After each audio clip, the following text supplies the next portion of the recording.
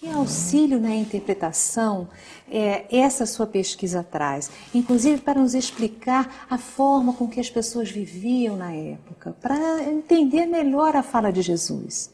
Bom, esse é um ponto muito importante da obra Paulo Estevão. Lucas, que foi o grande historiador do cristianismo, narra determinados fatos usando a linguagem da época. E os próprios evangelhos, os evangelistas, utilizam uma linguagem que para nós hoje, que estamos afastados 2000 anos, soa um pouco estranha, diferente. Parece que o evangelho tem aquela aura de mística, uma linguagem fechada, hermética. Quando a gente lê a obra Paulo Estevão, o Emmanuel faz questão de reproduzir alguns discursos, algumas falas registradas no Novo Testamento. Mas quando ele reproduz, ele o faz com uma linguagem de hoje. E aí nós comparamos a linguagem usada por Emmanuel e aquela do Evangelho, você consegue decifrar. Entender que aquilo era uma maneira de expressar, mas que ele estava querendo dizer isso ou aquilo. Isso é muito importante, porque é o papel da doutrina, esclarecer, tirar o véu sobre o ensino do Cristo. Agora, uma coisa muito interessante que você comentou comigo nos bastidores foi aquela passagem, se não me engano, do Há 2000 anos, no qual se pintou de giz o pé do rapaz e que isso não se tinha na época em que o Chico psicografou nenhuma explicação. Esse é um fato interessantíssimo, né? De horas, aquele menino que joga a pedra no Públio Lentulus, e depois, quando ele vai ser vendido como escravo, o pé dele é pintado de giz branco, pé esquerdo. E a gente fala, por que o Emmanuel ia descrever isso? Qual que é a importância?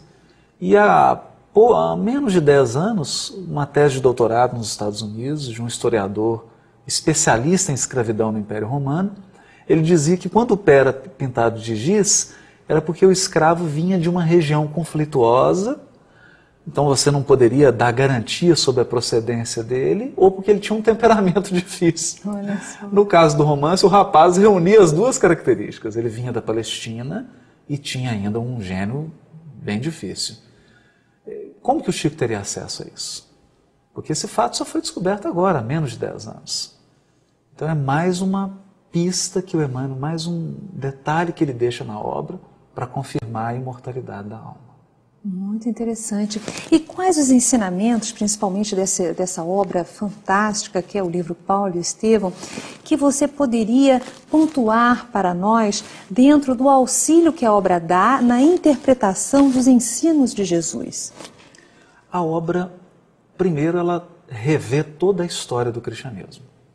Ela conta os fatos como eles de fato aconteceram. Dá uma cronologia completa da vida de Paulo. Fala sobre os relacionamentos entre os apóstolos, os conflitos, e fala de todos os problemas que o cristianismo enfrentou. Isso para a gente é uma referência, porque hoje o movimento espírita vive problemas semelhantes, que já foram enfrentados pelos apóstolos. Nós podemos, ao ler essa obra, encontrar respostas para dúvidas hoje do movimento espírita. Mas ao desvendar a história do cristianismo e uma série de fatos, essa obra se revela também uma grande ferramenta na interpretação do Evangelho.